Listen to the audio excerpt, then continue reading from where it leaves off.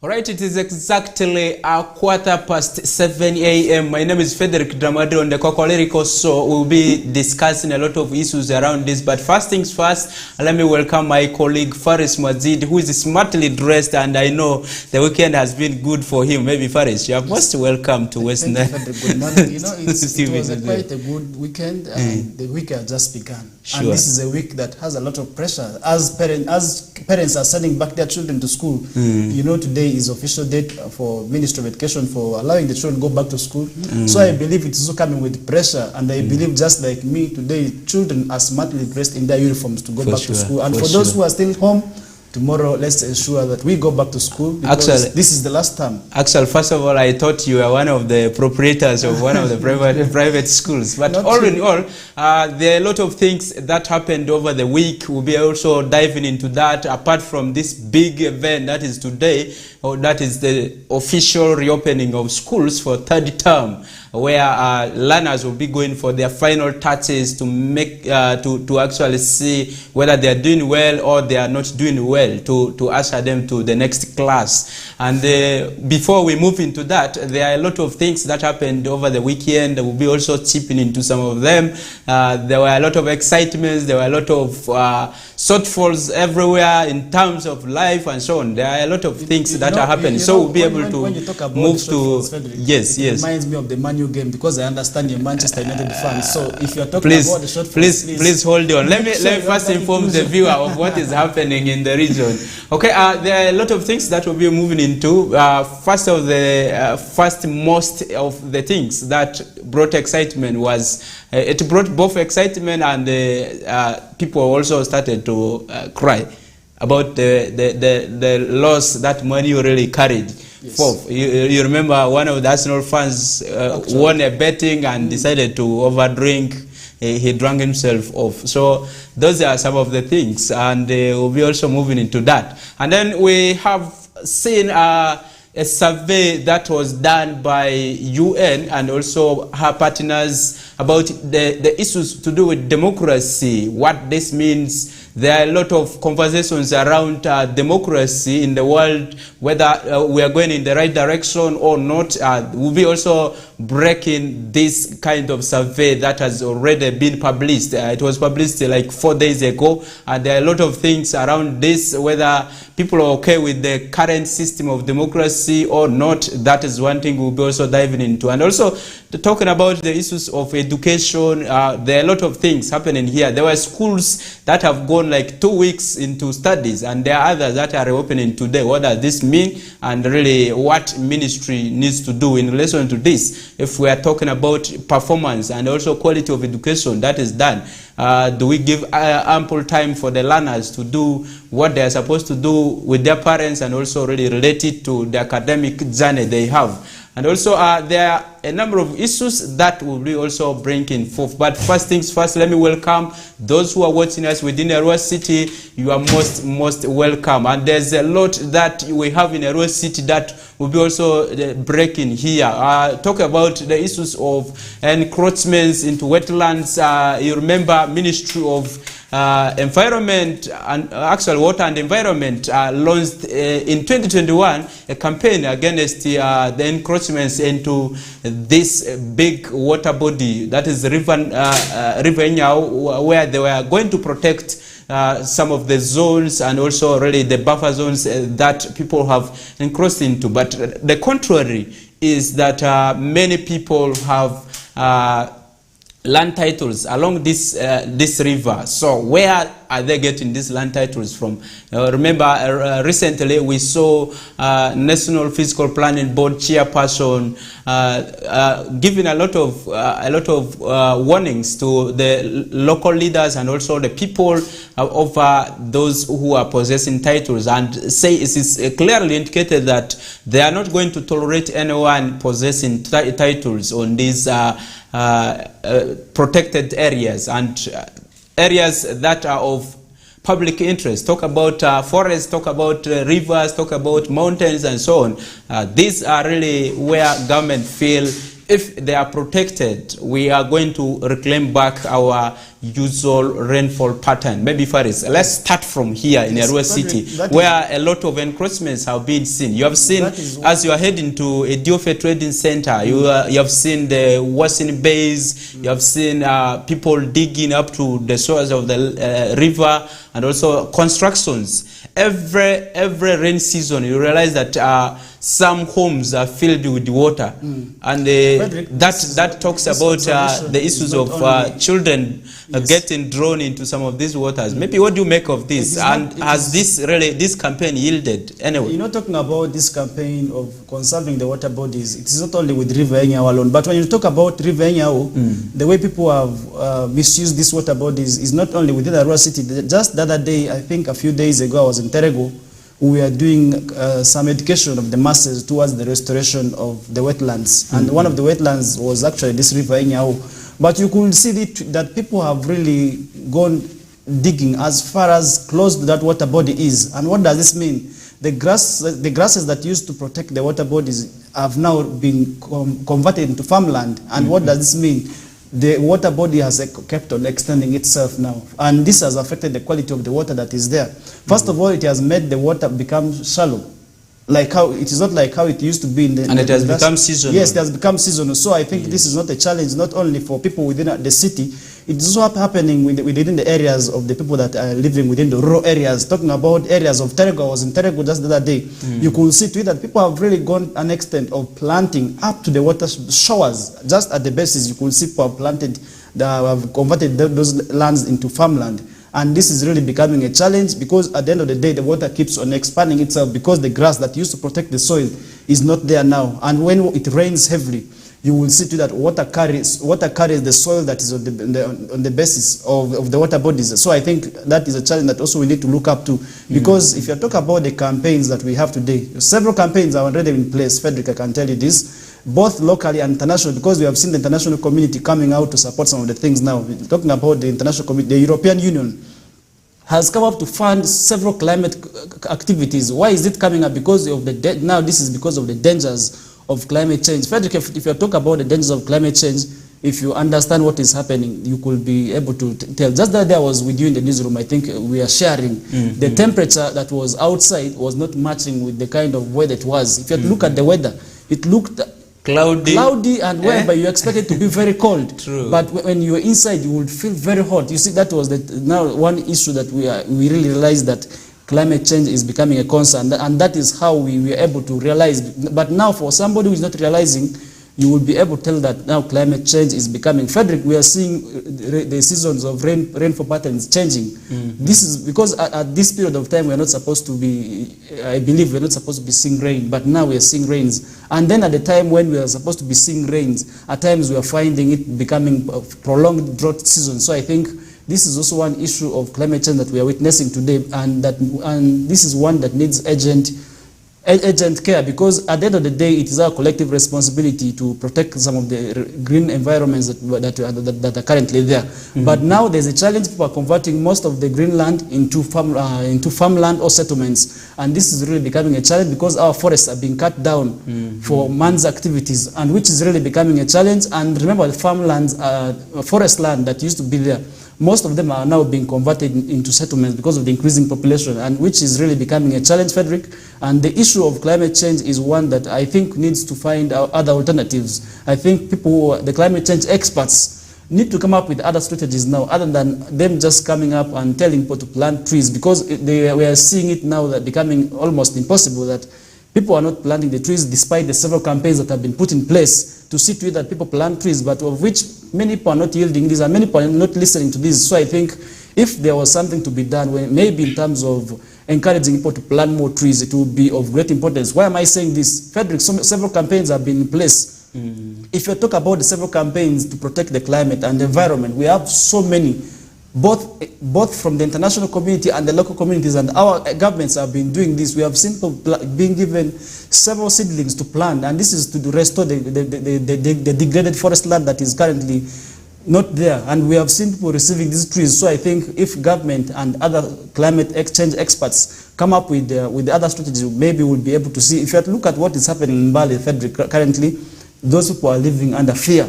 And you know the history of Mali when it comes to landslides, and already it is becoming a challenge there.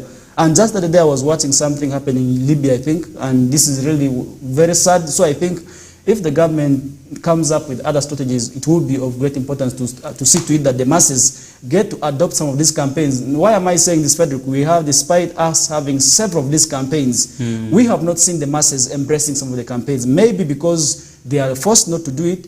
Why am I saying this? They have to survive. That is why they keep on cutting down the trees. And we have seen over the years government giving out trees. If you are to move to follow the projects, have these people planted the trees? Just the other day, as I told you, I was in Terego. Some people were given trees, but others decided to use these trees for going to take alcohol. And this is one challenge that the people raised. And using trees for taking alcohol? Yes. What does it mean? You go and give it to the person who is selling alcohol? And gave them to the person selling the alcohol to give them free. It was barter trade. So I give the trees. That is quite shocking, because the person who was entrusted to give out these trees really raised that concern. And to me, I really felt so touching, because at the end of the day, we need to see to it that we protect the environment. And one way we have to protect the environment is through the restoration of forest land that currently is getting depleted. Okay, that is really, really very touching. And there are so many campaigns, not only by government, but also they talk about the non-governmental organizations. And most of these have not yielded. One of the issues that have been raised by the technical officers in the offices, especially in the natural resource department, talk about maybe the forest officers, the water officers, the what, and so on. Those are people who are categorized under the natural resources department. And you realize that a lot of conversations about the projects that are brought maybe to protect these wetlands, or they talk about other forest lands and so on, is that once these things are launched officially, it seems the people who are supposed to follow up maybe the workability of these kind of projects seems to be relaxed, and what they need to know, what they want is official. The project has been commissioned or launched, and thereafter there's nothing like following up whether it has been really executed, who is responsible, and so on. Because of that, there are a lot of issues with these projects. And remember about the River Westnile stretch. In 2018, there was still there was one effort taken by one of the local non-governmental organizations, that is Westnile. They did a lot of demarcations along the buffer zones, and all these pegs that were fixed to mark the buffer zones were removed. Up to now, there was no follow-up. And recently, in 2021, we saw Ministry of Water and Environment, we saw Ministry of Local Government, then we saw also the Ministry of Urban Development, all coming together jointly with the team from World Bank, coming to launch another project that is expected to end by 2025. So up to now, after the launch, they clearly told us that they are going to move all those people who are in the buffer zones out of the buffer zones. By one of the ways was to provide alternative sources for them for livelihood. Two, for instance, this one of the washing bays, they were going to construct a modern washing bay where these guys would not really use the water direct from the river, or the water from where they are washing the cars is not supposed to reach the river, because it contains a lot of things. Talk about the diesel, the fuel that is washed away and that moves to the water, that also endangers the species in the water. So those were the things that were put in place. But up to now, we are left with 1.5 maybe years. Up to now, you cannot see anything done on ground, and the people in the city here could not really tell you what is happening, and there's nowhere you can follow up this project. So those who are the brains behind this project, they need to fast track whatever they are doing, and also really come out publicly and tell us what is happening. That is one thing we'll be able to move forward if we were to restore the environment. First, you will add it later. Let's take a break, and when we come back, we'll continue from there. Yes. Okay, fine. Let's take a break, and when we turn back, we shall take it up from there. All right. Thank you.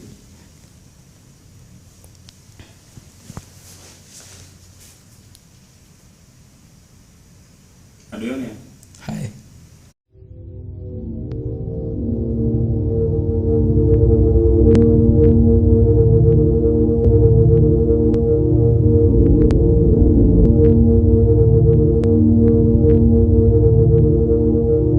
Westnile TV, lighting up the region. A brand new Global Star TV with StarTimes Inside Technology. New TV innovation with an inbuilt decoder that connects you to both StarTimes antenna and satellite signal. With StarTimes Inside Global Star TV, you can enjoy over 300 local and international channels, 1 month StarTimes highest bouquet for free, automatic system update, more benefits, more affordable. StarTimes Inside Global Star TV is available in all StarTimes branches and dealers countrywide. StarTimes Inside, entertainment inbuilt.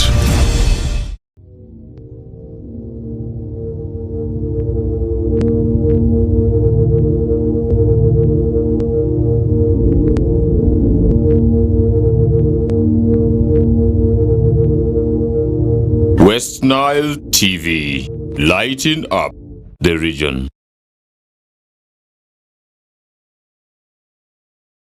Back from that commercial break, we are seriously discussing about the issues of wetland encroachment, zeroing it down to just the safety, where the regional headquarters of all the local governments are actually expected to be, and where examples of what is happening in this region is to be witnessed. That is the Arua city that we are talking about, and we are talking about the encroachments into the river Enau, which is the main river that we have here, which flows from Arua district up to the big river, that is the Albert Nile. And that there were a lot of issues that we're talking about the issues of people building at the buffer zones, using the buffer zones for other activities like washing bays and also crop production. That is one thing we are really discussing so much, and bringing this down to the issues of projects that were geared towards restoring this water. You realize that currently, when it rains, there's overflooding. This overflooding results into a lot of things. Homes are filled with a lot of water. You realize that people are all out because of this, and there are so many houses that have collapsed along this river. But also talk about animals being taken away by the river, talk about crops being washed away, and so on. There are cases that of people drowning into this river because you want to live near the water, and so on. That's one of the things that we are really talking about. And why is it that it is difficult when even a project is launched towards restoring this river and it doesn't really yield any fruit? Those are things we're discussing about. And also, why is it that people continue to get documents, authentic documents from authentic sources to really claim land at or titles on this on the buffer zones? And those are the things that we are discussing. Maybe first, you are trying to bring in something. I just cut you short because we are really running out of time. Okay, at that time, just to add on what you're saying, concerning the issue of pollution of the water bodies, Frederick, which has really remained the challenge up to now, I think it goes back to the issue of implementation. Remember, these two things I've always told you are two different, but really also mean two different things.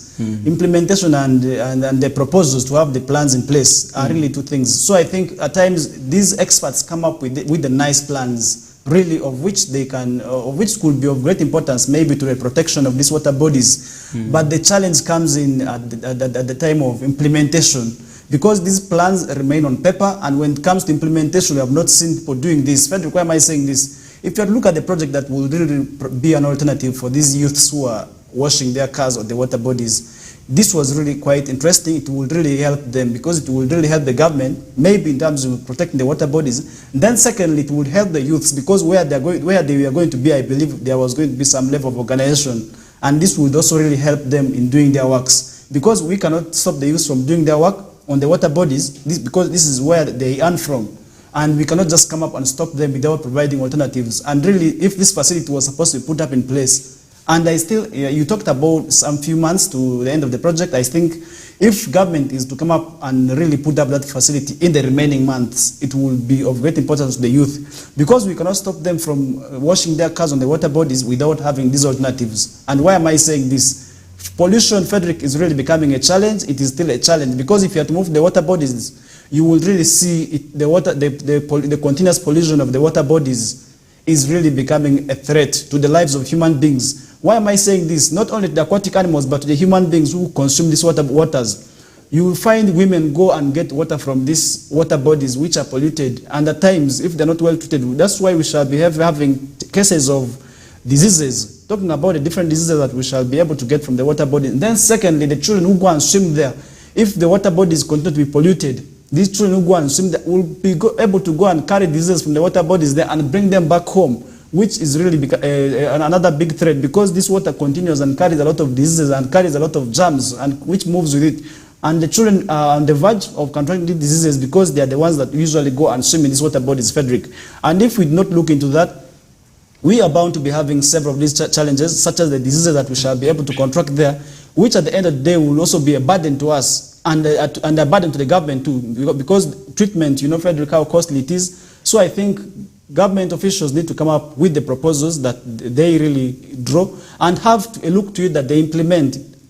You see, why am I saying this? Because we at times see to it that people come up with nice proposals, nice plans, but when it comes to implementation, Frederick, this is where the challenge is. And at times we cannot also blame them because some people also usually tend to sabotage the projects. And this is most common with the local politicians who sabotage some of these projects when it comes to implementation. So I think we need to ensure to it that we have a right mindset change when it comes to protect these water bodies because, Frederick, you can really see to it that the water bodies are really degraded, which need restoration. So I think we need to do something as stakeholders because all of us are involved. We have a part to play when it comes to protecting these water bodies from being degraded.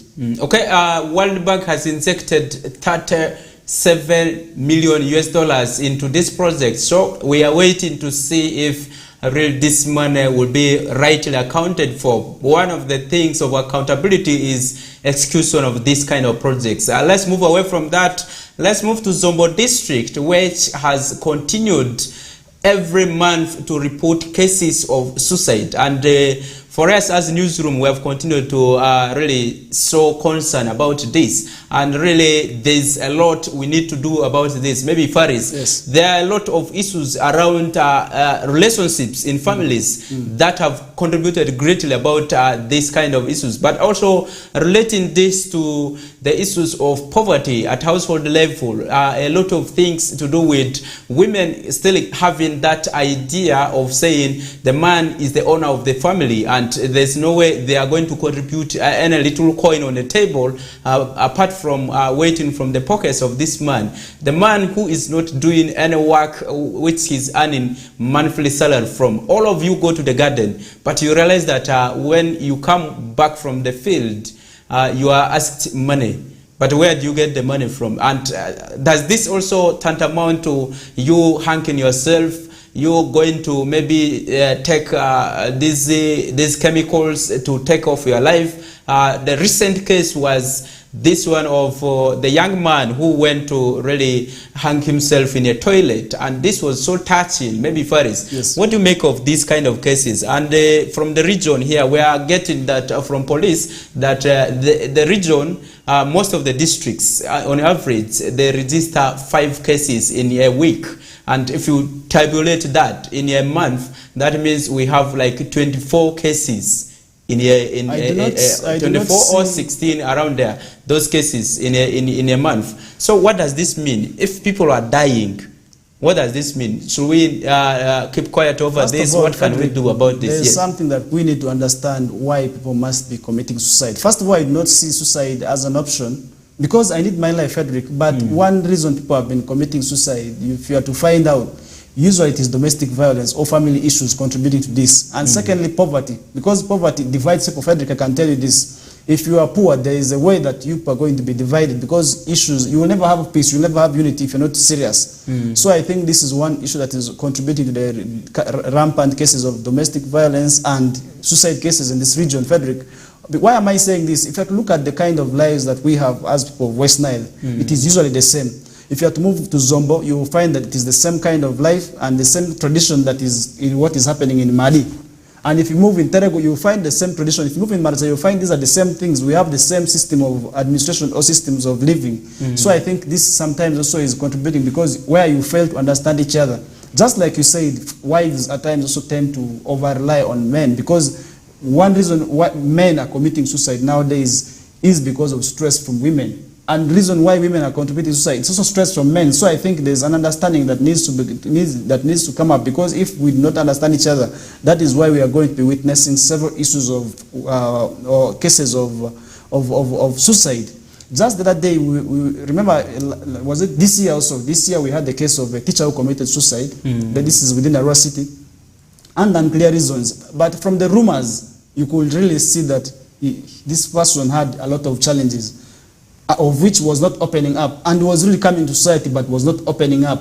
And we as people who have issues, we need to come up clearly and open up to people who give us guidance, people who give us advice. Because if we do not open up, we need to have people whom we rely on, people whom we call friends, people whom we call family, that we can really open up to on issues of confidentiality. I think this is why we need to embrace such people who can keep our issues confidential and maybe at the end of the day give us advice. So I think we need to encourage these issues of opening up because if I do not open up, Frederick, it is really going to haunt me because the issues that will be hurting me will not be hurting you, but they will really be hurting me. I will be thinking of what to do exactly. So I think we need to embrace the culture of opening up. Counseling and guidance is really very much key in terms of issues of avoiding suicide cases. But where you do not open up, you are going to die alone because at the end of the day, you have not opened up. Nobody is going to guide you. Yet in reality, you could actually avoid the issues of committing suicide because somebody's advice will really help you. And if not, somebody will really help you out in the kind of life you're going through. So I think this is one issue that we need to embrace, issues of opening up. Why am I saying this? So that we need to seek guidance, counseling and guidance because at the end of the day, we need to have people that will be able to advise us. Once we do not do this, we are going to be thinking, we are going to be having several thoughts, and of which, Frederick, one issue actually that is contributing to suicide, suicidal thoughts, because people who commit suicides usually start with a suicidal thought. It is usually in their mind, infringed in their mind. They first think about it, they first have it in plan, and then they have the options of doing it. Because if you really interact with, if you have really happened to get somebody who attempted to commit suicide, they will really tell you this, they had the plan, this, and they will really tell you the reasons. In most cases, they tell you the reasons. So I think we need to embrace the culture of seeking for guidance and counseling, and of which we do not have a lot of counselors in this region. I do not know if there are quite many, but as far as I'm concerned, I know we don't have so many counselors here. And to our schools, Frederick, because this is where stress is also, we need to ensure that department of guidance and counseling, because some of the learners may be going through a lot of trauma of which they're not opening. And now that we are returning back to school, let's ensure that we have that department of guidance and counseling. Frederick, why am I saying this? So many people do not have the connection to seeking for guidance and counseling. They do not know where the counselors are actually, and yet they will really want to get their guidance and really get their advice and mentorships and maybe support, but of which they do not know where to get this from. So I think that issue of guidance and counseling, we need to look to it that we have these departments, and so many of these things need to come up because now the issues of suicide are becoming quite common in this region. What can we do now as stakeholders? We need to come and understand. Let's talk to the society. Let's avoid these issues of committing suicide. Suicide is not an option, Frederick. Why should you take your life up because of something that is minor? Relationships have also contributed to this at times. Why must you kill yourself because of a relationship? So I think we need to have this issue, and let us have an understanding that committing suicide is never an option. True. Okay, committing suicide may not solve all the issues that you think will be solved by maybe taking off your life. You feel like you're going for a rest, and that rest will go forever, and you will leave other people suffering. Talk about your children, talk about your spouse, because you give her or him a hard time again to think so far about the life you lived with him or her. Okay, impressing those issues around guidance and counseling, but also the counselors. I believe I have a friend whom I can easily explain whatever I'm going through, okay?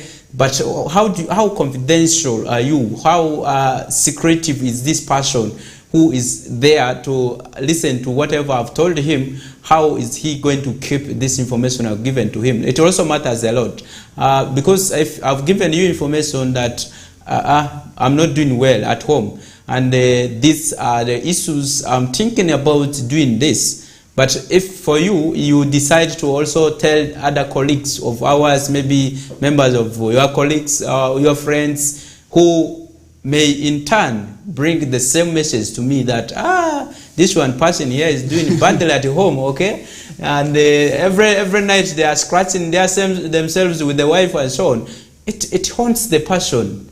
So the person feels like is not really having any value in the society, because where the people around him could not protect whatever he has said. And why somebody is openly sharing any information with you is he trusts you that you will be able to help him out of such a situation. So let's take that keen interest of really helping one another whenever issues come around. We should not take issues for joke or maybe to laugh at someone. That is one key thing when we want to really end some of these kind of cases. But also people who at homes talk about having, I know the poverty issue is a serious matter, talking about the desire for good things.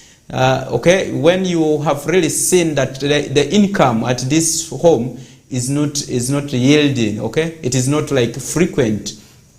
Let's understand ourselves and see if we can do without this thing called money. And we go to the garden. As we come back, can we eat what is available? Can we do with what we have, other than really admire more, and yet we cannot really reach that extent? But also the issues of welfare. People who are employed, can their welfare be to that extent? Because 12 hours I'm at work, and there's nothing I can do apart from really concentrating on the work I'm doing. So if the money is not given in time, or if the welfare is not really catered well for, that means I'll have challenges with my family members, the children, the wives, and so on. When you go back, you will have those issues because you are not bringing money on table. You know, money is that you wait for at the end, up to the end of the month. They also have issues because at the same time, this money may not take you up to the end of the month. It also comes back to planning. How do you plan your money, the little you have? Do you transparently share the information about your earnings with your spouse? Okay, those are the things that we have. And also women and men, let's team up and really do things together. If you have any other source of income that you have, share it with your spouse and sort things. In case there are gaps, the other person should be able to come in to bridge those kind of things. We all have these hurdles in life. So if you cannot understand each other, these kind of cases will be continuing to come, and which is quite unfortunate at a time when all these people were losing through suicide. Most of them are young people. That is the unfortunate bit of it. Maybe let's take a leave from that and really understand where we are heading to. If we continue with suicide, that is a very unfortunate thing. And we will be, in the due course of the week, bringing the police public relations officer to dive much into this and really what their findings are, because there have been so much venturing into understanding the cause of this and also the remedies that are put in place to really avert some of these things. In the due course of the week, we are hopeful that we'll be bringing for you the police public relations officer to dive much into that. You know, committing suicide is an offense, also attempted, and if you have been rescued, you can be charged in the course of law. That is one of the things that is also there really seriously in the law that is not really needed. But also the Bibles and Qurans say we should not take off our life because of certain earthly issues. Okay, that is one thing that is really not really commented. It is not commented in every scene of society. That is one thing we need to take from there. But also, let's move away from that and look at the issues of roads, the dilapidated state or deplorable state of roads that we have in Westnile region. And we have seen over the week, last week, towards the weekend, we saw UNRWA releasing a list of roads that will be rehabilitated or upgraded, and we are hopeful that 3 of our trunk roads will be maintained, including the seasonal bridge that has always cut us off from accessing other regions. Talk about the Karuma Bridge, which will be also upgraded over this financial year. That talking about the 2023-2024 financial year budget, it has also been catered for, and this is where we are coming from.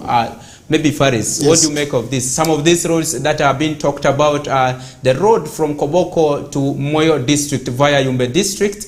That is one road that the politicians in Westnile region have jointly really been advocating for. And one of the other roads is the road between Vura and that leads us up to Zompo. Those are roads that are going to be upgraded in the subsequent financial year. That's actually this financial year. Those are the roads that have been earmarked by UNRWA. Remember, on Friday in their press conference, they talked bitterly about the issues of misuse of these roads by the transit trucks. Talk about the trucks that are on transit. There are a lot of heavy loads that are packed into these vehicles, but the way people use the roads with these vehicles really makes our roads really get worn out very quickly. And also talk about the issues of upgrading these roads that were tarmacked some 10 years back or 15 years back. Talk about this one from Karuma up to Oraba, which is very, very, very poor in its state. Talk about from Pakwach up to now Arua City, where you can even drive more than 3 hours, which is very, very unfortunate. Still within Westnile region, it is quite unfortunate, and this has not really featured in the list of those roads that are earmarked for upgrading. Maybe Faris, what do you make of some of these recommendations? First of all, Frederick, Westnile region is one of the regions that has one of the poorest road statuses. If you talk about Frederick, if you move in Kampala, you can really tell. We used to say from Arua to Kampala is 7 or 8 hours, but today people are moving 10 and 11 hours. So I think what does that show? It is because of the poor status of road that we have. So I think this road not being included on the roads that are going to be have been earmarked for upgrade. This is quite shocking because we expected this road to be on the plans for upgrade. Why am I saying this, Frederick? This is really hampering business, it is really hampering trade, and it is affecting the movement of people from one place to another. So I think this is one issue that we need to look out for. But all these roads that have been earmarked, I can say that these are roads that really qualify to be upgraded. If you talk about the road that connects from Arua to Moyo, that road, if you look at it, this road connects directly to South Sudan, and this is one road that I think, if upgraded, will be really good, because this road was so dusty. If you look at it, I happened to move on it one time. It was really quite dusty, so I think it being upgraded, it will really help and ease the movement of people, because this road connects to Moyo. From Moyo, it becomes a short distance for it for somebody to cross over to South Sudan. So I think if this road is have been earmarked for upgrade, it is really quite interesting, because it is going to ease the movement of goods and services from Uganda to South Sudan, and it is also going to connect the region So I think this is one issue that we also need to upgrade and applaud the government for, because if this road is included, then the road from Arua district to Vura, if it is also Arua district to Zombo. Arua district to Zombo, sorry, this is also another road that is quite good, because from Zombo to DRC is also a bit near. So I think it's also going to help improve and ease the movement of people from one place to another. And this is between the two countries, Uganda and DRC. So I think that is also going to ease the movement of people from one country to another. So I think these roads that have been earmarked are really quite interesting. So I think I need to applaud the government for that. And now talking about the bridge, that Karuma bridge that has really become a death trap to so many travelers. Because Frederick, if you have to move on this road, unless if you're not somebody who has ever been here, but if you're somebody who has ever been here, you will never have the thoughts of really crossing the road safely.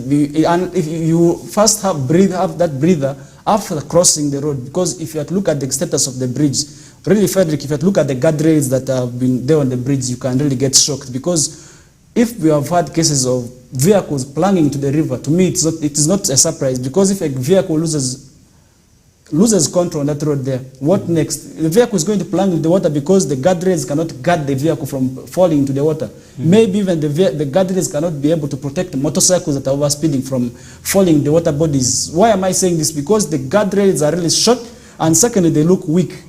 And this road that has really become a death trap.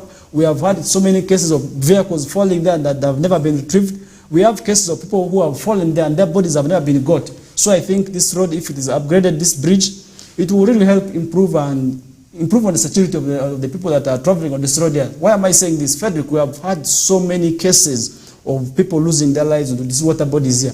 If you're ever moving on this bridge, you can really get scared. Because me personally, whenever I'm moving on this road, I really get scared. Because if I'm to have the imaginations of what if the vehicle I'm moving in loses control here, what next? Where will I go? Because if you look at the water bodies and you look at the speed of the water and from where it is flowing from, and you look at where it is going, and you compare it with the bridge that is there. So I even get scared, because sometimes I also ask myself, how did those people construct the bridge like how it is? Because this bridge is really, Frederick, it is really quite scary. It really scares me, because whenever I'm moving on this bridge, why am I saying, if I look at the guards, Frederick, I've really talked about the issue of guardrails, those metals that are there to protect people from. Those guards are not there, those things are not for design.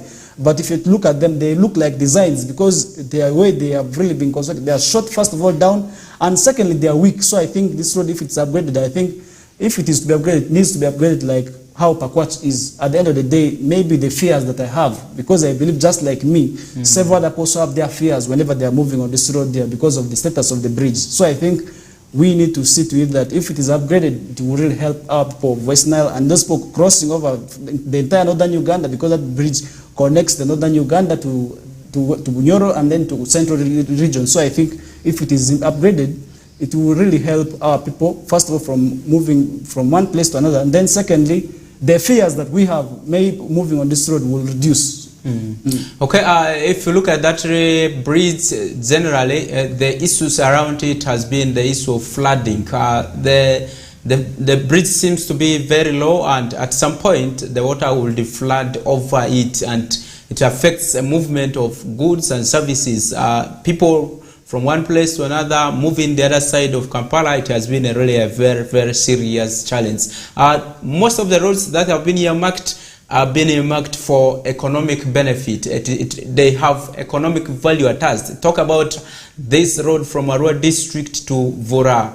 You have so many major markets. Talk about the Kampala markets. Talk about these other minor markets that link Uganda to DRC. That is where the interest of government is. But also talk about this road from Koboko to Moyo via Yumbe. That road has really had a lot of challenges. Talk about the access to South Sudan. It is easier when you use that road, and it is also earmarked to be one of the security roads, looking at the proximity of those districts along the borderline.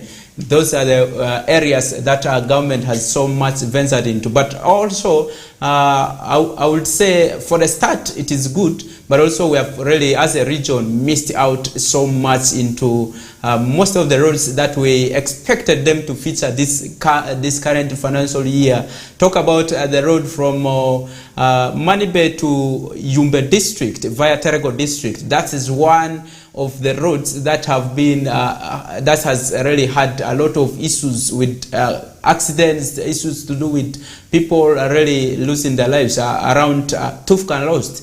That is one of the roads that we'll be expecting also to feature, and also talk about the road between Zombo and Nebi district. That road has also a lot of challenges, and then the road from Arua city to Pakwat via Mariokolo district. This road needed also to be upgraded, and the road between Juman district and the Obongi. But also talk about the one that links Obongi to Moyo district. Those are roads that needed to be also upgraded, and talk about the issue of the ferry, all the ferry challenges. There were advocacies around the issues of putting a bridge linking maybe Obongi to Juman district, or linking Moyo to Juman district, and this effort has not been put on the paper right now. If you look at the roads, the list of the roads that UNRWA has really talked about, and these are the areas that we think government needed to also venture much into. But we are all aware that the regions are very many in this country, and the government could not really deploy all the resources in one region. It will look unfair in terms of balancing resources. But those are some of the critical roads that needs an upgrade also if we really want equal development realized in most of these regions. Maybe let's take a break. When we come back, let's dive into the issue of schools reopening, and then the issues to do with the democratic survey that was done by UN and other agencies in terms of governance. Let's take a break.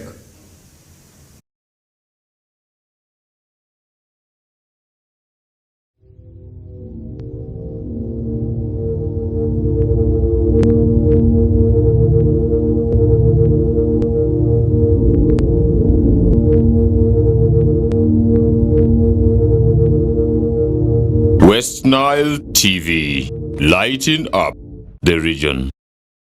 A brand new Global Star TV with StarTimes Inside Technology.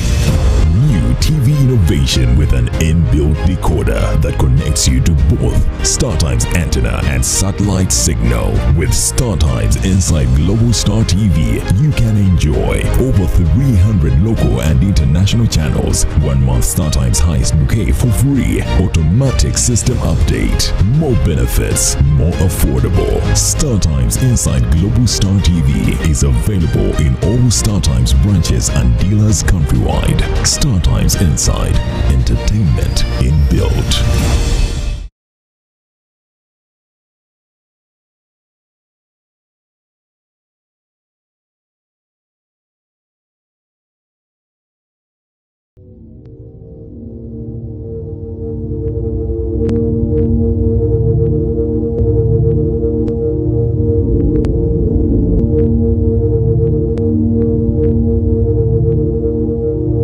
Westnile TV, lighting up the region.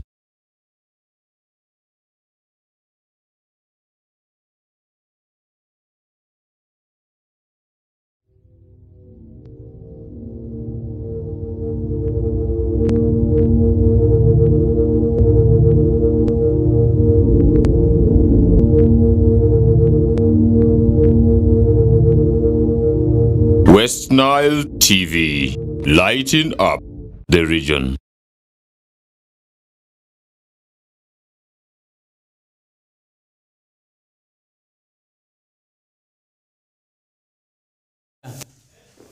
All right, welcome back from that commercial break. We're discussing so much issues to do with the infrastructure, zeroing in down to the issues of roads that we have in this region that have been earmarked for upgrade by Uganda National Roads Authority, and also how this will be of importance to the people in this region and also the country at large. Talk about also the issues to do with those roads that have not been incorporated. How does this affect the region, and where does this put the region in case the upgrade is successful in terms of the three that have been earmarked? Talk about the Karuma Bridge that is earmarked also for upgrade and also really improvement in terms of raising it above, and also looking at the issues of the safety, the feelings, the doubts that people have that when we are on this bridge, anytime you can fall on the other side and so on, really putting decades. And also talk about the issues of the road that is linking the people from Arua district. Talk about the Vura Customs to Zombo district. That is a cross-border road that is on Ugandan side, and part of it is in DRC. If you move on this road, there are so many markets on this road that are just split by the road, and also have the road from Koboko to Moyo district that links the country to South Sudan, and those are the roads that have been earmarked. And we talked about the few roads that have not been fixed, and that have all had the concerns about the economic benefit and also the issues of improving the value for this region in terms of aid in transportation, in terms of access to other local governments. Talk about the Laropi ferry issues, and then the issues of constructing a bridge on that Albert Nile, and also talk about the roads that are linking some of these districts. Talk about the road from Manibe to Yumbe district via Terego that links the city to Obongi direct via Terego district, but also links the city direct to Yumbe district via Terego district. That is one of the roads that have been earmarked. And talk about the road via Adzai Wildlife Reserve to Pakwach from Arua city. This is one of the tourism roads that needed to be upgraded. And also many other roads that have not been mentioned on this show that local governments have been advocating for, that have not been incorporated. And we are hopeful that government will be able to listen and really watch some of these kind of discussions and maybe respond in the near future about these roads based on the economic benefit to the country and also the social aspect of these roads. Let's move away from that. And today is the official date that Ministry of Education and Sports has put for the official reopening of schools for third term. And there are a lot of issues around this. Talk about the issues of schools overcharging parents in terms of the dues. Talk about some of the dues mentioned to be the foundation fees. Talk about the issues of uniform. Talk about the issues of PTA. Talk about the issues of tuition. Talk about lands. Talk about hostel. Talk about many other issues that have been brought by institutions, and talk about ICT, which is also put in as a separate item. And there are some schools that are also charging for scholastic materials. There are some schools that are also charging for furniture. Or sometimes children are the ones moving with the furniture to the schools. And these are so many issues that are there. And remember, in the recent discussions before children went for holidays, there were issues around schools should not charge for PTA, and schools should not really overcharge parents. These were things that were really moving around. We're here to see if schools have also increased the charges again for third term. These are things around there. Talk about the welfare of the teachers in these institutions. Remember 2 weeks back, or maybe in a week's time, we have been discussing a lot of issues to do with the accommodation of teachers. Remember, up to now, as children are going to school in Pokea Primary, teachers are still sleeping in classrooms. What does this mean? Where are the pupils going to sit today? That is our point of interest. Pokea Primary is located in Arua City under Iv Division, and that is our area of interest. Teachers and children reporting to school, how is everything? That is where we'll be really focusing so much into, and we'll be bringing this in the Nilecast in the evening, and that is one thing we'll be focusing so much into. Faris, what do you make of the official reopening of schools? Remember, there were some schools that started 2 weeks ago, and there are others that are still resuming. In terms of balance of this kind of academic journey, is there something sensible you are seeing? Third term is the last term of the academic calendar, and it is one term that really plays a vital role in terms of the progress of a learner. Why am I saying this? For the children who are in candidate classes, this is the time that will determine for you to move to the next levels. Talking about different levels, if you're in P7, it is the level that, it is the term that will determine whether you progress to senior secondary. And then for the secondary students who are in O level, it is the term that will also determine whether you progress to A level or in other tertiary institutions. So I think this term is very much determinant. And then for those in A level, it's also one term that will determine whether you go to the universities or other tertiary institutions. So I think it is one term that is really very much vital in the lives of the academic progress of the learners. So I think it is one term that which the learners needed to take serious. But if you look at the turn-up, Frederick, and today you observe that most of the learners from this region have not gone to school. Why? Because they have that mentality. If you have moved the UPE schools, Frederick, today I want you to take your time, move the UPE schools and make that observation. You'll find out that learners have not come up to school because they are having that mindset of having it that today is a day for cleaning the schools, and who are supposed to be cleaning the schools when we as the learners want to stay home. So but are there cleaners employed by these schools? It is not the case, but that is the mindset among the learners of this region. Frederick, why am I saying this? Because I know. And for people who go to school, in most cases, on this first day, over the years have been forced, these are people who have been tired of school. You will find out of 10, it is only the 3 who have gone genuinely to school on the first day of reopening for the right reasons. You will find that it is only the serious students and the focused ones who go to school on this day to have classes. But for the unserious ones, you will see somebody going to school, but before 1, the child is already leaving school, saying that there are no lessons. And the teachers also have that mentality.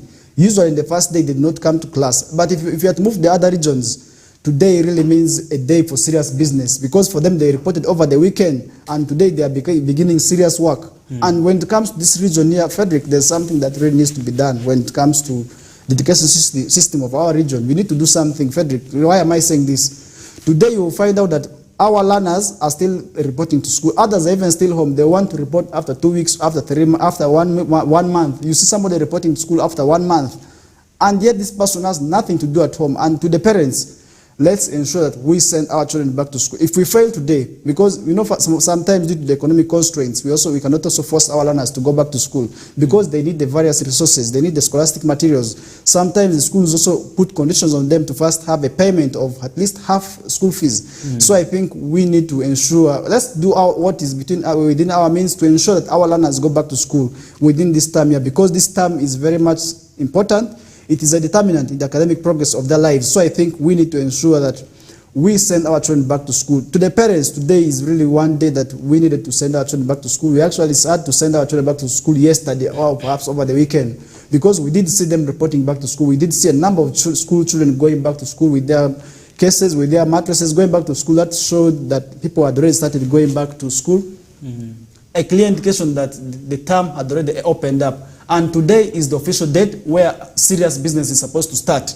But you realize that our learners of this region are not still going back to school. They were there in the training centers. They are there loitering within their various areas. So I think we need to embrace that issue of reporting back to school timely, because at the end of the day, we are not going to have excuses of that. We reported to school late, that is why we performed poorly. You know, when Frederick, one issue that really perturbs me is that when the results usually come out, we do not look for our schools in the top schools. We do not check our schools from the top list. We always head to the bottom because we have that mentality now, we have that understanding now, and we are coming to that acceptance of it now, that we always have to look for our schools in the bottom. Why am I saying this? Because what our schools are doing is not enough. The input they are putting, to me, is still lacking. And to me, it needed to be done more, because our schools have that tendency of not performing well, and the poor performance in this region has actually been attributed to absenteeism, and absenteeism starts today. And today, we will realize that some of the learners have not gone back to school. They are busy lecturing in training centers. They are busy doing other things rather than going back to school. Yet, at the end of the day, they will have to compete with children from other regions in the central, in the west, who have reported to school, who have already cleared their mind, and they're ready for class. And that is really one issue that we need to look out for. And Frederick, if we do not address this issue of absenteeism, and people not going back to school today and reporting, and them not reporting officially today, is also absenteeism, and is contributing to the poor performance when it comes to this region here. So I think there's something that needs to be done, and have to look to it that at the end of the day, we do not check our schools from the bottom, because it is really painful, Frederick, to always have our schools lie in the bottom. If you look at the last 10 schools, usually you find a school from Westnile. It is a must. You will not miss finding any school from Westnile. They are usually there in the last 10. Mm-hmm. Every year we are seeing this. Why don't we change this? And if we are to change this, it starts now. Let's ensure that if the term opens, we mean business, and this is to the learners, to the children, who are mostly the pupils and the students who have this issue here. We need to come out and check, to have a look to it that we improve in our results. Frederick, I don't know, remember the last time we had over 10 government students from this region sent on government scholarship. I don't remember the last time. I'm yet to see that. But we have, as far as I know, most of our learners who have been coming from this region going on government have been on district quarter. They have not been on the national government merit. So I think most of them have been sponsored by the district quarter, so IT system. And that is something that we also need to look out for, because at the end of the day, we have to ensure that our learners perform. And the performance that they are supposed to put out may be determined from what is starting today. And if they go back to school, if they concentrate, at the end of the day, maybe we would be seeing them have an improvement in our results. Okay, today should be a busy day for the school inspectors, looking at the issues that we are already bringing out here. Talk about the issues of absenteeism by both the learners and the teachers themselves. Two, in your inspections, we expect you to look at these issues. There are a number of teachers who do not really prepare themselves well. Talk about the work plan they have. Talk about the issues of even in the whole term. You will never see a timetable put in a classroom. You'll never see a class register clearly saying that really this teacher came in and also this number of learners are there in the school. So these are things we really need to monitor. We saw that Ministry of Education and Sports provided this electronic means of maybe thumbprints and so on. This will be really very important, but the challenge we have seen is many of these schools posing not really using those gadgets. Talk about people citing issues of electricity not being in these schools. How do they charge their phones? This should be one of the questions we should be able to answer. Actually, ask the school proprietors, because those gadgets are just like phones. You charge them. You at the time of maybe the whole day, it can work. A phone that does not finish the day, I don't expect it to be given to these schools. And those gadgets have been there, but deliberately we have seen some of the schools not really utilizing them. That is one area we need to focus on. But also parents who are not supporting their learners to go to schools, there should be a drastic measure taken, because we have seen a lot of ordinances that have been enacted around education, food security, and so on. These are things we need to focus so much into and look into it that all is achieved in terms of improvement in performance, and also in terms of the region signing in terms of academics. That is one thing that we need to focus so much into. But also the issue of welfare of the teachers. I first stressed about it, talking about the issues of accommodation. Teachers have been overwhelmed with rent. The unpaid rent arrears have accrued so much on the teachers. That's why you saw the story we ran about teachers sleeping in classrooms from Pokea Primary. That came because of that. But today, is it that these teachers will be, you may never know, will be sleeping on the compound or on the trees and so on? That is one thing we really need to take on, because children are coming back to classes. So where will they be learning is in this rain season? Because currently Westnile is experiencing a lot of rains, heavy downpours and so on. Where will these two harmonize themselves? At what corner will they meet? That is one area we need to also look into. As in school inspectors, we expected over the holidays you to move to these schools and identify the challenges that may really be threatening the reopening of some of these institutions. There are some schools whose buildings are already dilapidated, and you fear for the lives of the learners and also the teachers who are in these classrooms. Those are things as inspectors you needed to interest yourselves into, not really all the time sitting in the offices and waiting for reports which are cooked, okay, that teachers reported into classes, and yet there is no evidence showing that. So the evidence will be based on your movements into these institutions. That's one thing we need to take forth. But also the issues of overcharging parents. Sometimes parents get demoralized to send children to school because of some of these dues that are put. Because you have this task of feeding the child, buying for him scholastic materials, uniforms and so on. Now if you add the foundation fees, the PTA, the other charges that you will mention, talk about even children going with the other things like in some schools they ask for books.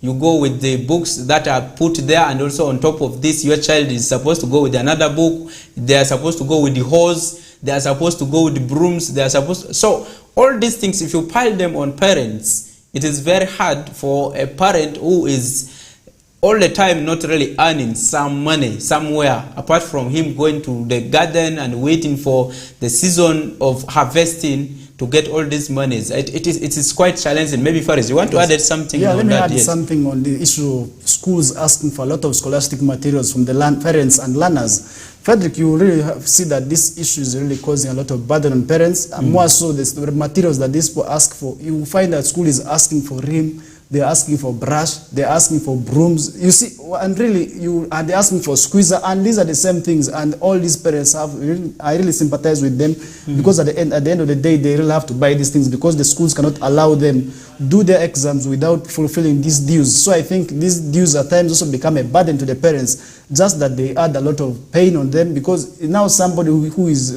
Frederick, you know, most of our parents are really struggling, and somebody who is struggling also is being burdened by all these requirements despite paying school fees. So you're paying school fees at the end, at this side there are also requirements, which requirements really I don't think if all the learners use them, and that is why we are seeing some of the people having negative perception about these things here, because you find somebody is buying the rim, and what we usually have is that mentality is that these schools also take these things and sell them. And why must they be adding a lot of burden on the parents when they know that they're going to actually sell these things here? And now why should they be asking for these things? Me, I'm somebody who is of negative perception towards these school requirements that these schools usually ask for, because I have that mentality, and I'm having that common belief now that these schools sell these things. Because Frederick, if you're having if you're having 700 children and all the children bring these things, can you use these things for the whole term?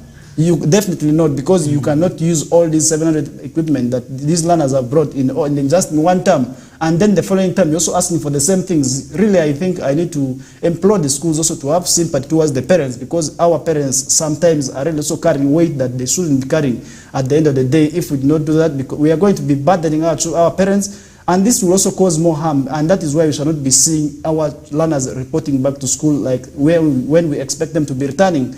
Because if learners do not report to school in time, it will also affect you as the school administrators. Because once the school performs poorly, one of the stakeholders that we are going to be looking out for is the school administration. We are going to be wanting to know who are the administrators of that school. We are going to be looking, because we are going to be determining the performance depending on the performances that your school is putting out. And if your school performs poorly, and you as an teacher, we are going to account you for that. So that let's ensure that we do not overburden our parents when it comes to the issues of scholastic materials. Let's have an understanding. If our parents allow the learners to come to school without school fees, please, let's be keen enough, let's be human to allow these learners come back to school, because at the end of the day, they will be able to maybe raise the money and clear the fees dues. That is what I can encourage the schools for, because what we need to ensure is that we see that our performances in this region improve. Frederick, that is one cry I'm carrying out, I'm really putting out. let's ensure that our schools have an improvement in terms of their results. Let's see to it that we also start competing as a region with other regions, because Frederick, Westnile is still not performing. Most of our schools are not performing. Most of our schools are not competing. Something that is really so challenging. If not addressed, we are going to be still seeing our schools being checked from the bottom. This is something that we need to look out for. And to schools, if the learners are coming without the learners are not coming without the school fees, please, and they're coming with the scholastic materials, allow them in. Even if the parents are paying that small money, please let's allow the learners in, because at the end of the day, these are the people who are going to be making us proud, or who are going to make us feel ashamed. They will either make us proud or they will make us ashamed, because if they perform poorly, we shall be ashamed as a region. But if they perform poorly, we shall be proud as a region. So I think that is one thing I needed to ask, to put forward before we head into the other topics, because I believe we're running out of time now. Okay. Yeah, that is very, very true. One of the things is the schools need to understand that they are existing because of these learners. And then the parents should understand that why their family is doing well is because of the behavior that their children are exhibiting. If your child is a bad-mannered child, your family, people will look at it like a family that does not have good morals, and you will have really few visitors who will be visiting you, because people don't trust the way you are raising your children. And one of the ways you raise your children uprightly is through this kind of formal educations, and also those that you will be able to give as a family on top of what this child is able to learn from the institutions. So let's coexist. One of the ways we can coexist is really having a harmonious way of really doing things together. Talk about the being friendly to some of these parents. Understand the parents one at a time, because maybe the one who has cleared the dues is someone who is a bit wealthy. Okay, I'm not meaning that majority of the parents are poor. People are not poor, but the only thing is the difference is the level of income you have. So there are people who have low kind of income levels, and they may not really afford to do things the way you expect them to do, and the way others are doing it. And so that is one thing we need to understand from these parents. The learner might be a bright child who is there to really make your school shine, but because you feel like money is the first thing, that is one thing that will really continue to demoralize such a learner from really participating actively in classes and so on. That is one thing we need to understand. It is not the children who make mistakes of not paying these fees. It is the parents. Engage the parents there and after. Okay? When children report, impress the issues of writing letters to parents, that in a 2 weeks time we are going to send them back home. So you can make an effort to add some money. And that is very, very important.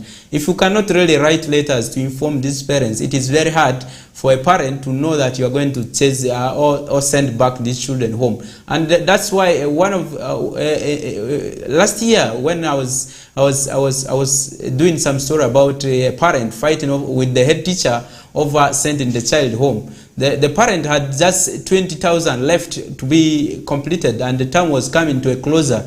The child was just sent because the parent was not notified, and also the parent just abruptly saw the child coming with tears at home.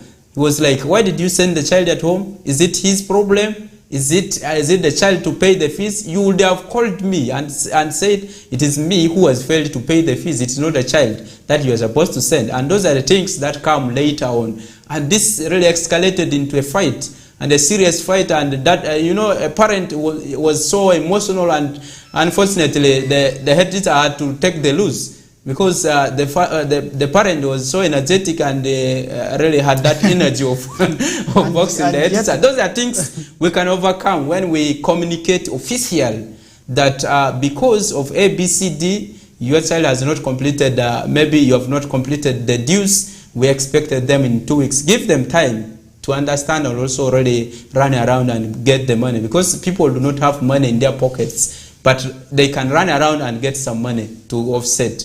Those are the remarks that we can put on the school reopening. Let's move away from that and talk about the issues of democracy that has overruled the nations in the world. that has been seen as one of the successful ventures that countries have at least stabilized from these kind of wars that exist, the rebellious wars, the issues of talk about the coups that have been really so much and into these nations. And there was a survey conducted by UN, the United Nations, and also other universities that are in the world. Around 13 organizations came together to do this research. And in this survey, you realize that in East Africa, there were 2 countries that were spotted. Talk about Tanzania and Kenya. And also in other parts of the world, including America, including Wales, and so on. And so many nations really contributed to this survey. And the results came out very clearly on Thursday. They were published. And in this, you realize that out of 100, the 25 respondents actually explained that democracy has really achieved a lot in terms of ruling the countries, and also in terms of controlling the conflicts within nations, and also look at the issues of managing, like the heads of states managing the countries. It has really done a lot through the election kind of things that countries have really adopted.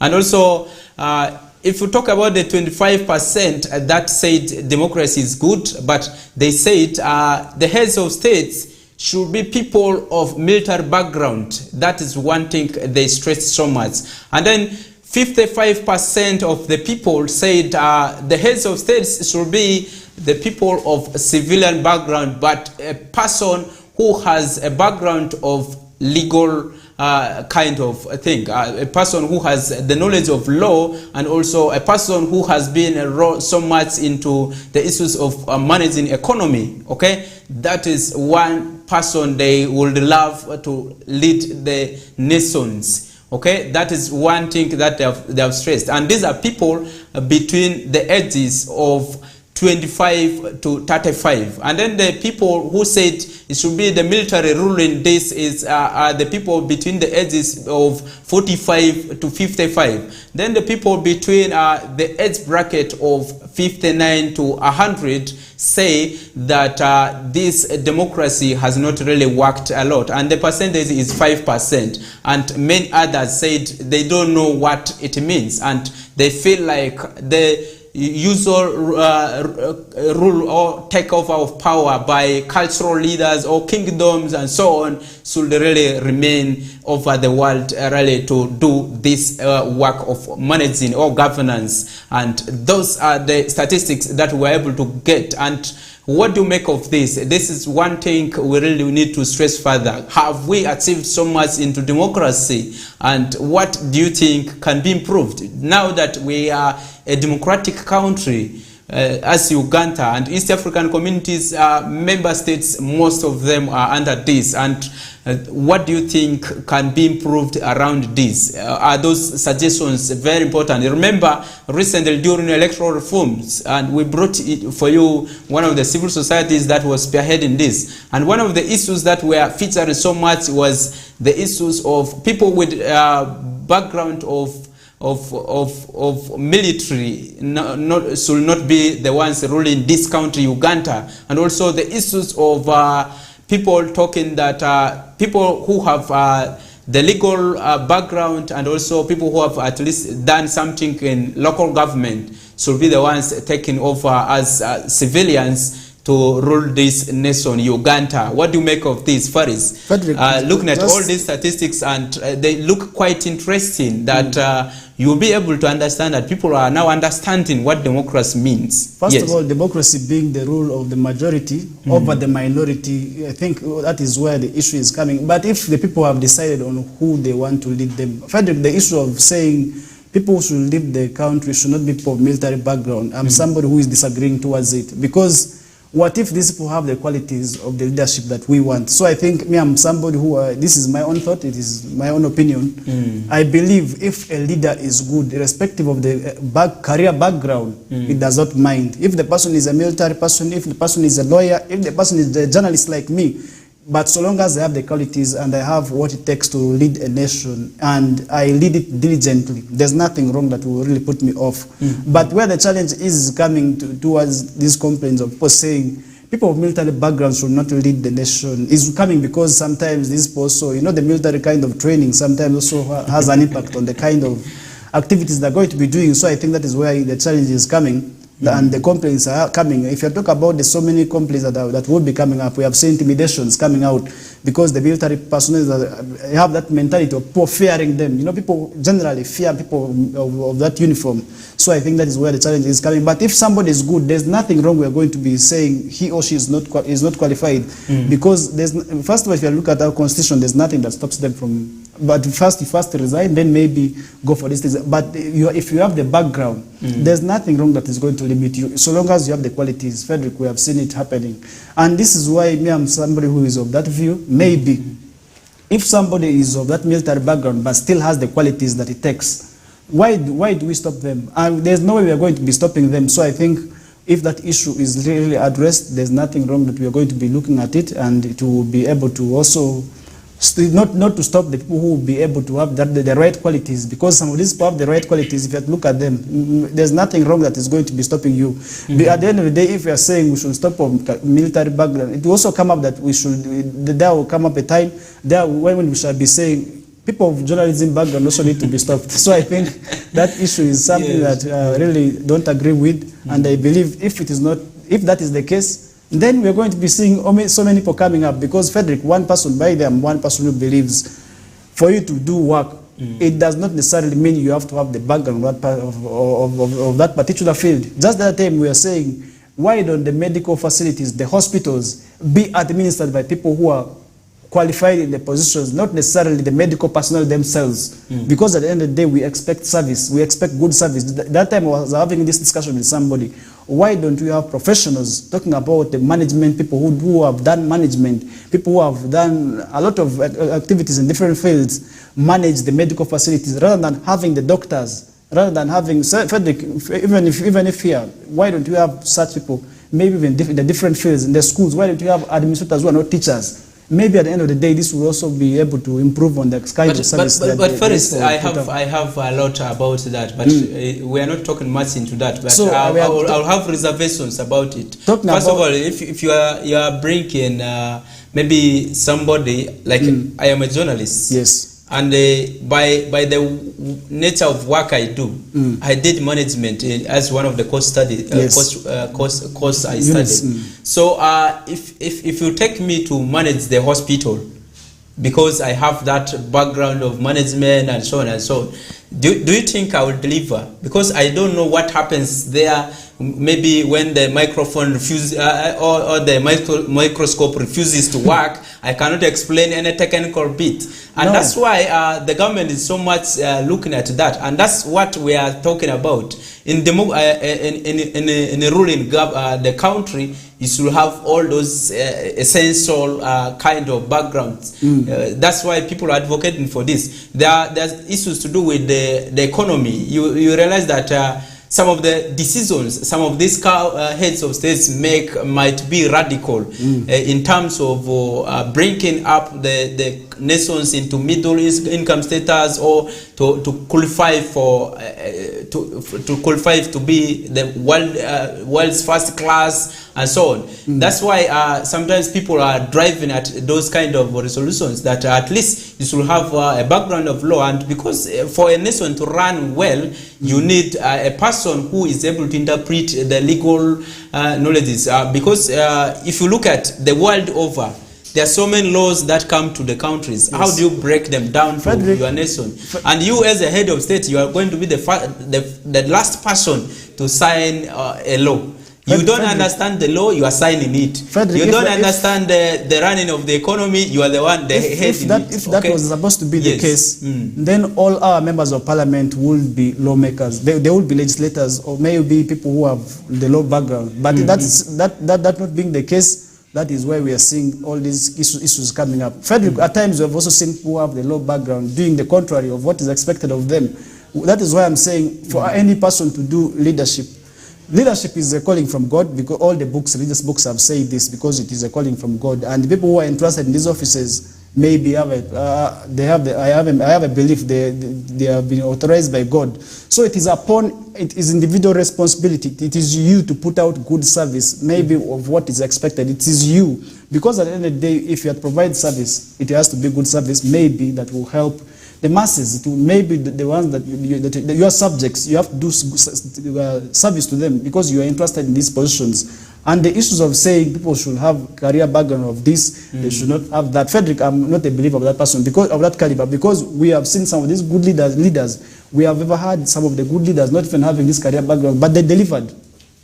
For instance, I just want to bring you closer to where you are and you'll be able to answer this question. One of the requirements for you to maybe come to work with Westnile TV is having a background of journalism. Yes. Whether professionally or having been worked in a related field with this kind of course.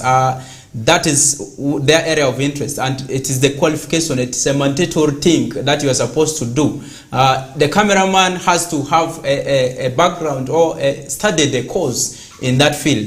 And these are the things we're advocating for. Don't you think it is also very, very necessary in terms of democracy, the leadership that we need to have for a nation in Africa, in East Africa, in Uganda, in a rural city, in your cell? It is to some extent. Why am I saying to some extent? We have seen some of these people who do not have the background you're talking about, delivering even more than people who have the background.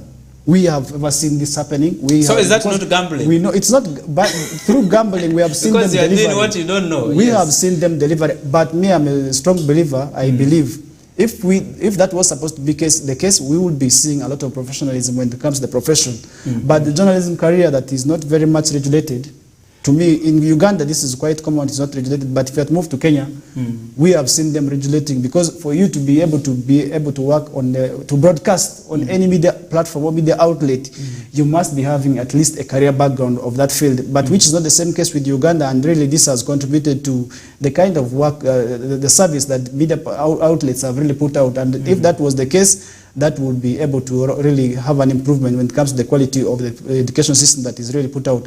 But why am I saying this? Why am I saying to some extent?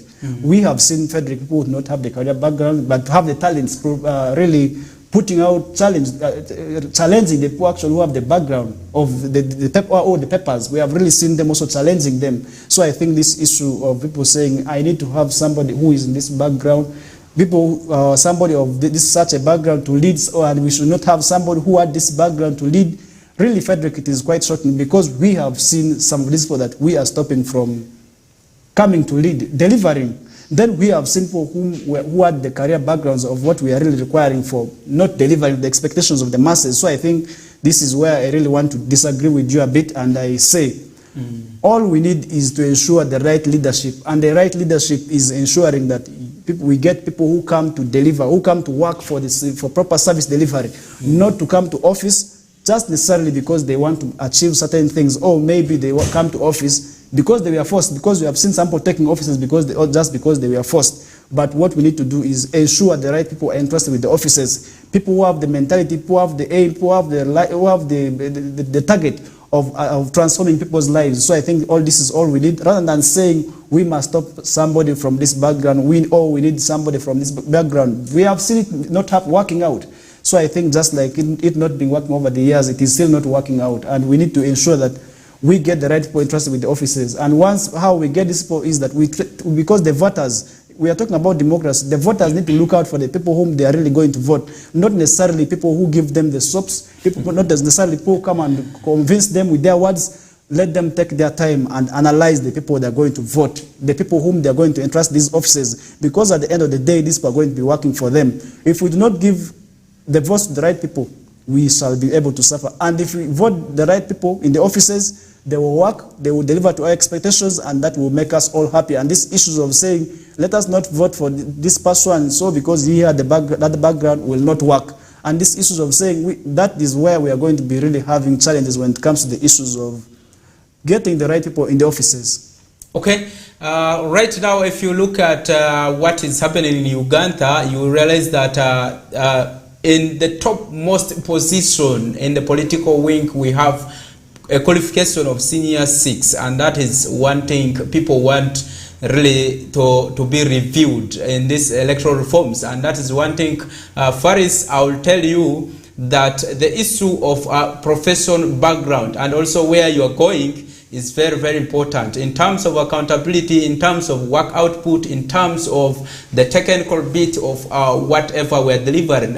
If you are seeing somebody picked from anywhere and is delivering, that is really a raw thing, and it is just like by training. It will not really take us far in terms of this. And because we have continued to graduate so many people in different fields, there's no way you are not going to get anyone with the qualification you are looking for. So let's take this seriously in terms of governance and democracy. It is very, very important in terms of running a nation, because nations are competing against each other in terms of which nation is going to really get the wealth and which one is going to really be promoted into the middle income status. Talk about East African countries. We saw Tanzania being elevated at some point, and Uganda has continued to limp around the low income status, and this is something we're advocating for. If we want to do in the subsequent elections, we need to have the rightful persons into the field. And let's not really dwell much onto Faris's opinion. He's entitled to that because if you have professionals, you have the quality work that is delivered. Maybe Faris, yes. Let's wind up the discussions about this. And also remember, over the weekend, our head coach, the interim head coach Abdallah Mubiru, resigned after being appointed in 6 hours, and this has left Uganda Cranes without a head coach as of now. That's one thing that we need to also Frederick, inform the viewers. This is really quite shocking for a man who was just appointed and he has not taken over the job yet. But Abdallah Mubiru, if you know him as a person, because I've really had the chance of interacting with him way back when he was still at Police FC, because I had a brother who was with Police FC, so I think I had the chance of really interacting with him. So if you are to really to look at him, he's a person who is humble, a coach that is down to earth. But I don't know why he chose to resign this time. That is something that we need to also understand, because we need to understand why he opted not to take over the job. Because Frederick, recently after quitting police, he moved to Tanzania, the Tanzanian side. He was really there, and he came back to Uganda. So I think being appointed as the assistant coach, I think, was for the females team. This job, I believed he would really be the man who would be able to transform the she cranes to the next level. So I was a believer that if this job was really given to him, he would be able to really deliver the expectations. Because we have ever seen this ladies team really working very much closely with Ugandan coaches, really entrusting Ugandan coaches with their content, and this has really been working out. So I think him living in that position could be for some reasons which we need to understand. We cannot talk about it much right now. Okay. Yes. Viewers updated on this issue maybe tomorrow. Or Fine. Okay. So time will be lament more on that issue there. All right. We will have a lot of this being explored or maybe talked much about in the whistle time that we will have from 2 p.m. from 2 p.m. That's where you'll be able to catch up with that debate or the issues around sports. Remember, Manu also lost, and Arsenal fans were excited. There were a lot of cartoons that were moving around. Some of us had to cover our eyes because we support Manu so much and so on. That's why you so far is coming with a lot of joys here in the studios. And that marks it to the end of the Monday edition of the KOKOLIRIKO show. Up next will be ushering in the news in Lubarati with Feta Emmanuel, and catch us live again tomorrow, the same time, the same